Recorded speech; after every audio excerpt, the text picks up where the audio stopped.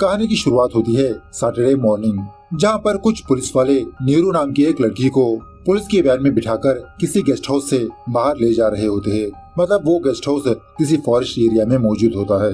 रास्ते के दरमियान नीरू पुलिस वालों से एक छोटी सी परमिशन मांगने लगती है। क्या मैं अपनी माँ को कॉल कर सकती हूँ? पुलिस वाले नीरू से कहने लगते हैं, क्या यह सब कुछ तुम्हारी माँ ने ही ट्रेन किया था तुमको? क्या इस प्लान में तुम्हारी माँ भी शामिल है? उसके बाद कहानी थोड़ा फ्लैशबैक में जाने लगती है। मतलब एक दिन पहले फ्राइडे, जहाँ पर लता नाम की एक बहुत बड़ी डॉक्टर को दिखाया जाता है। फिलहाल लता एक लड़की की डिलीवरी करके बाहर आकर उस बंदे से कहने लगती है कि तुमको बेटी पैदा हुई, माँ बेटी का अच्छे से ख्याल रखना। तुम कुछ दिनों पहले तुम ही ने कहा था ना कि अबॉर्शन करवाने के लिए। अब तुम फटाफट से उस लड़की से शादी करके अपनी एक अच्छी सी जिंदगी गुजारो। दूसरे सीन में लता के हस्बैंड राम को दिखाया जाता है। ऑफिस में राम अपना काम खत्म करके वापस अपने घर आ रहा होता है। ड्राइवर को बीच रास्ते पर ही गाड़ी रोकने के लिए कहता है। गाड़ी रुकाने के बाद राम ड्राइवर से कहने लगता है कि तुम यहाँ से ऑटो लेकर घर चले जाओ, मंडे ही वापस काम पर आना।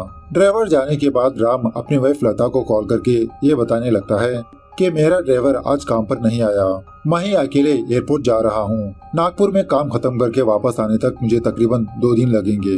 ऐसा लता से बात करते हुए रोड के पास ही वेट करते रहता है। थोड़ी देर के बाद नीरू राम की गाड़ी में आती है। इससे हमको ये बात पता चलती है कि राम और नीरू का अफेयर चल रहा है।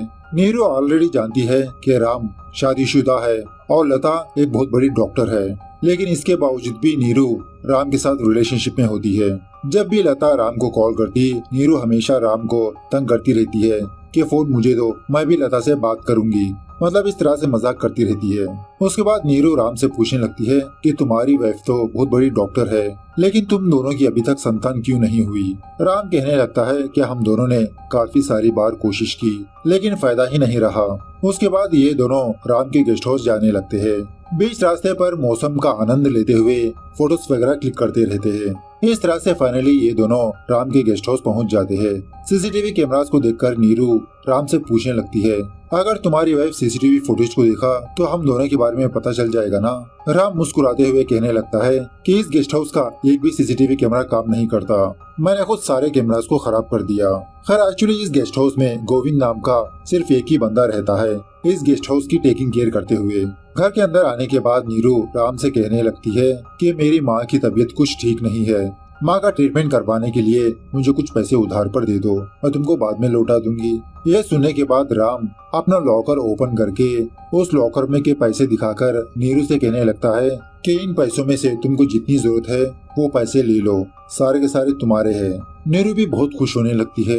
खैर रात होने के बाद जब ये दोनों डिनर वगैरह कर रहे होते हैं, नीरू राम को एक न्यूज सुनाने लगती है कि ये प्रेग्नेंट है 2 महीनों की।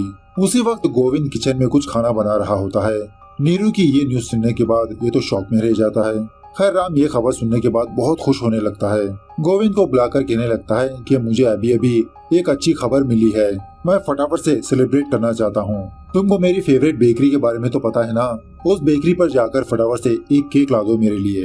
गोविंद कहने लगता है, अरे साहब खाना पकाना अभी पूरा नहीं हुआ और ऊपर से शहर यहाँ से 40 किलोमीटर दूर पर है, जबरदस्त बारिश भी है, सो शहर जाने में बहुत मुश्किल होगा साहब। राम कहने लगता है कि जितना भी लेट हो कोई परवाह नहीं, तुम मेरे लिए केक ला दो। सो बेचारा गोविंद गाड़ी लेकर गेस्ट हाउस के बाहर जाने लगता है शहर। खैर थोड़ी देर के बाद नीरू राम से कहने लगती है, और कितने दिनों तक हम दोनों का रिलेशनशिप सीक्रेटली मेंटेन करोगे? अब मैं माँ भी बनने वाली हूँ, क्या मेरा बच्चा भी गुमनाम की जिंदगी जिएगा? क्या तुम उसको अपना नाम नहीं दोगे? प्लीज राम मुझसे शादी कर लो। राम कहने लगता है, ठीक है मैं तुमसे शादी कर लूंगा, लेकिन ये सारी चीजें फटाफट तो नहीं होगी ना, थोड़ा टाइम लगेगा, वक्त आने पर मैं तुम्हारी बात लता से बात करूंगा। दूसरी तरफ लता टीवी में ये न्यूज देखती है कि नागपुर में जबरदस्त बारिश है। सो राम का हालचाल पूछने के लिए राम को कॉल करके इससे पूछने लगती है कि मैंने सुना है नागपुर में जबरदस्त बारिश है, तुम्हारी मीटिंग कैसी चल रही है? राम कहने लगता है कि मैं ऑलरेडी नागपुर के होटल में स्टे कर चुका हूँ, कल सुबह इसी होटल में मीटिंग है। इस तरह से जब राम लता से फोन में बात कर रहा होता है, नीरू जानबूझकर प्लेट्स तोड़ने लगती है। मतलब राम के साथ हल्के से छेड़खानी करने लगती है। राम लता से कहने लगता है कि मैं तुमको बाद में कॉल करूंगा, इस तरह से फोन काट देता है। नीरू से कहने लगता है कि मैंने तुमसे कहा था ना कि तुम जैसा चाहती हो वैसा ही होगा, क्यों खामखा झगड़ा कर रही हो? उसके बाद ये दोनों उसी बारिश में हल्के से एंजॉय करने लगते हैं, एक दूसरे के साथ थोड़ा रोमांटिक मोमेंट्स गुजारने लगते हैं। इसी दरमियान में जब राम नीरू को पीछे से हक करने लगता है, नीरू गलती से राम को साइड में हटाने की वजह से राम का पैर फिसलकर वो घर से नीचे गिर जाता है। राम के सर पर जबरदस्त चोट आने लगती है। जब नीरू नीचे जाकर देखती है तो राम कॉन्शियस में नहीं होता। नीरू को कुछ भी समझ में नहीं आता कि अब ये क्या करे। फटाफट से गोविंद को कॉल करने लगती है, लेकिन उसका फोन नॉट रीचेबल होता है। उसके बाद नीरू यही सोचने लगती है कि अगर राम को ऐसी हालत में छोड़ दिया तो शायद राम मर सकता है।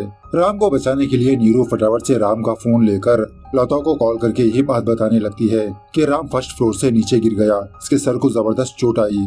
राम नागपुर में नहीं है, अपने गेस्ट हाउस पर है। मैं कौन हूँ आपको मैं बाद में बताऊंगी, प्लीज फटाफट से आप कुछ करिए। उसके बाद जब लता एम्बुलेंस को कॉल करने लगती है, पता चलता है कि कोई भी एम्बुलेंस खाली नहीं है, सारे के सारे बिजी है। उसके बाद लता दोबारा नीरू को कॉल करके फर्स्ट एड का प्रोसेस बताने लगती है।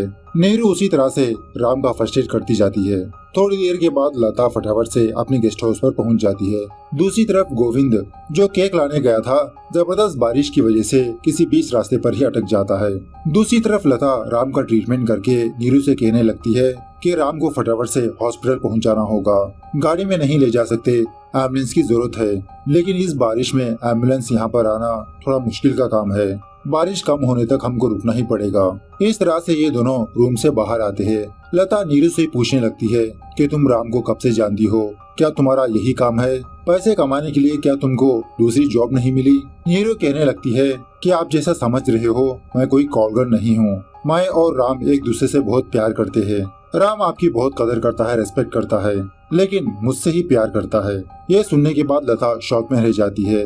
नीरू से पूछने लगती है कि यहाँ पर तो गोविंद नाम का एक बंदा रहता है, क्या वो तुम दोनों को नहीं देखा।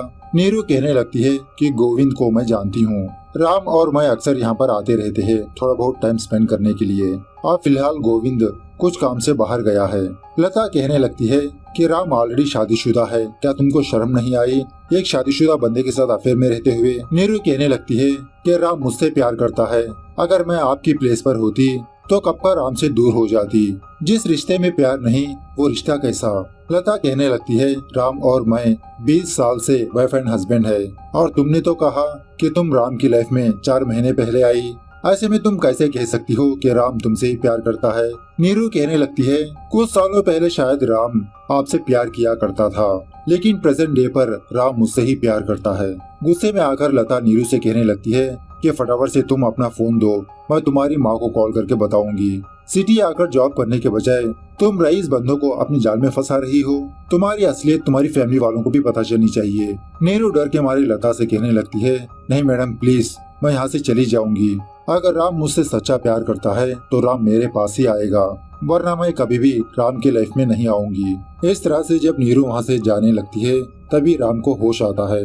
जाती हुई नीरू को देखकर कहने लगता है कि नीरू कहाँ पर जा रही हो, तुम मत जाओ, मेरे पास ही रहो। इस तरह से नीरू के बारे में ही बताने लगता है। लता राम को रेस्ट करने के लिए कहकर बाहर जाकर बहुत अफसोस करने लगती है कि इतनी बारिश में भी मैं राम का ख्याल रखने के लिए, राम को बचाने के लिए यहाँ पर आई तो राम नीरू का ही नाम जप रहा है। थोड़ी देर बाद नीरू लता के पास आकर सॉरी कहने लगती है। लता कहने लगती है कि मुझे तुम्हारी सॉरी की कोई जरूरत नहीं, मैं राम से डिवोर्स ले लूंगी, आप उसके साथ जिंदगी गुजारना इट्स मीनिंगलेस। आप तुमको कौन सा महीना चल रहा है, तुम्हारी डॉक्टर कौन है। नीरू कहने लगती है कि मैं फिलहाल 2 महीने की प्रेग्नेंट हूँ और मेरी डॉक्टर और कोई नहीं आप ही हो। कुछ दिनों पहले मेरा टेस्ट करवा के मेरी प्रेगनेंसी की रिपोर्ट आप ही ने दी थी। मैंने उस टाइम आपसे कहा था कि मैं अबॉर्शन कर लूंगी, लेकिन आपने ही मुझे मोटिवेट किया अबॉर्शन मत करो। उसके बाद लता नीरू को एक कॉफी मांगने लगती है। नीरू किचन में जाकर कॉफी बनाते हुए अपनी माँ को कॉल करके ये बात बताने लगती है कि हमारी लाइफ चेंज होने वाली है माँ। इस तरह से खुशी के साथ अपनी माँ से बात करने लगती है।